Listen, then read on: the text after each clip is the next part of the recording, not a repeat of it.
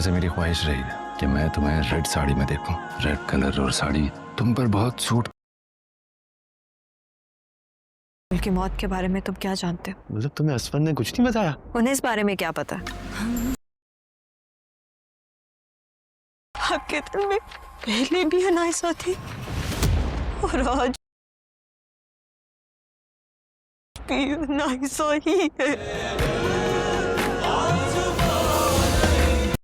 ऐ दिल आजमा नहीं कि नेक्स्ट एपिसोड में हम देखेंगे कि मिरहा को सच बताने के लिए शाहरुख काफ़ी दफ़ा कोशिश करता है उससे मिलने की, कि वो उसको गुल की मौत की सच्चाई के बारे में बताए कि उसकी बहन अनाइजा ने ही उसकी बहन गुल का कत्ल किया है, मगर वो उस तक नहीं पहुंच पाता और रास्ते में ही अनाइजा उसको रोक कर धमका कर वापस भेज देती है। इसी दौरान वो एक दिन इंटरव्यू के लिए जा रहा होता है और सोचता है कि वो गुल के बारे में सारा कुछ बता देगा और उसका एक्सीडेंट हो जाता है जो कि बहुत सीरियस होता है, जिसकी वजह से वो बिस्तर पर लग जाता है। 3 साल तक डॉक्टर कहते हैं कि वो उठ नहीं सकता है। वो अपनी माँ के हाथ गुल के बारे में पैगाम भिजवाता है कि वो मिरहा से बात करके गुल की सच्चाई बताना चाहता है। मिरहा इस बात पर यकीन नहीं करती, लेकिन फिर भी वो उसकी माँ की बात पर उससे मिलने के लिए चली जाती है।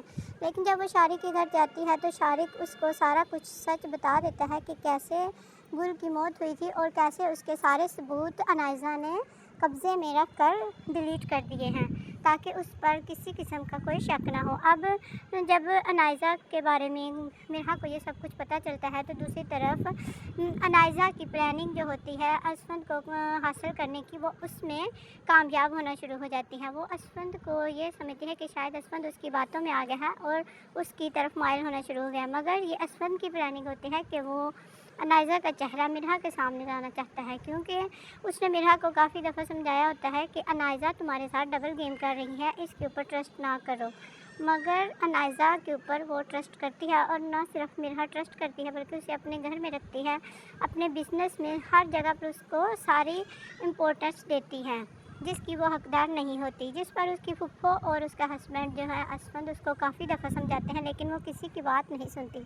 मगर जब वो अपनी आँखों से अनाइजा को असफंद के साथ देखेगी कि वो कैसे उसके साथ फ्री हो रही होती है, तो फिर वो अपने गुस्से पर काबू नहीं रख सकती और अनाइजा को थप्पड़ दे मारेगी कि आखिर उसके दरमियान क्या चल रहा है। दूसरी तरफ उसको गुल की मौत के बारे में भी सारे सबूत पता चल चुके होते हैं और वो अब असफंद और अनाइजा की गेम समझ रही होती है।